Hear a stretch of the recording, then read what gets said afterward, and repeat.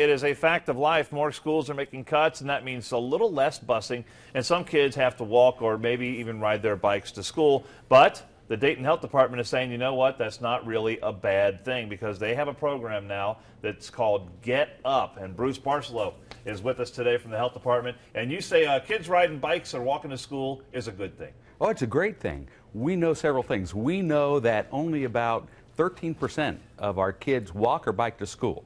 So that number has dropped dramatically, but we know one number is on the rise: obesity.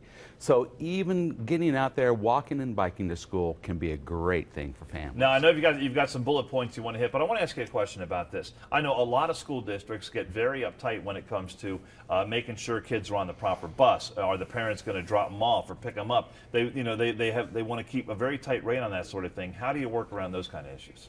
Well, transportation is important and an issue for all school districts. That's why all school districts are looking very closely at safe routes to school.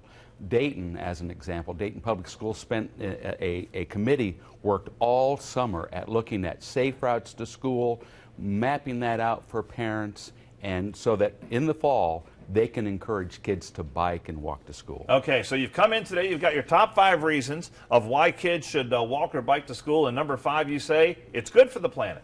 Good for the planet. We know that so much our good friends at Miami Valley Regional Planning Commission, EPA would say all that exhaust is not good for kids. Kids that ride to school get 7 times more pollutants than those that walk the pavement. You know what? I saw that in your notes this morning. I was a little surprised to hear that fact, because I guess because you get all that stuff in the car. Okay, saving money, I think that's obvious because everyone sees how expensive gas is to school. Walking to school is a good experience.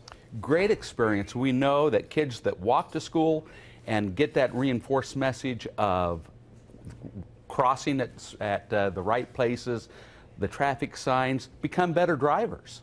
So it's a great experience for them. How about that? And you see your neighborhood in a little different way too. Absolutely. Okay, improves academic achievement. How does that happen?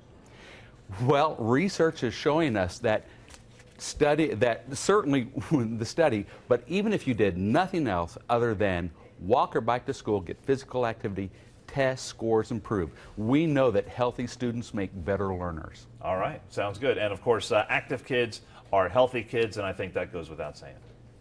Well, yeah, and we know that when kids, when they do get walk and bike to school, that on average is as if they spent 2 hours in phys ed.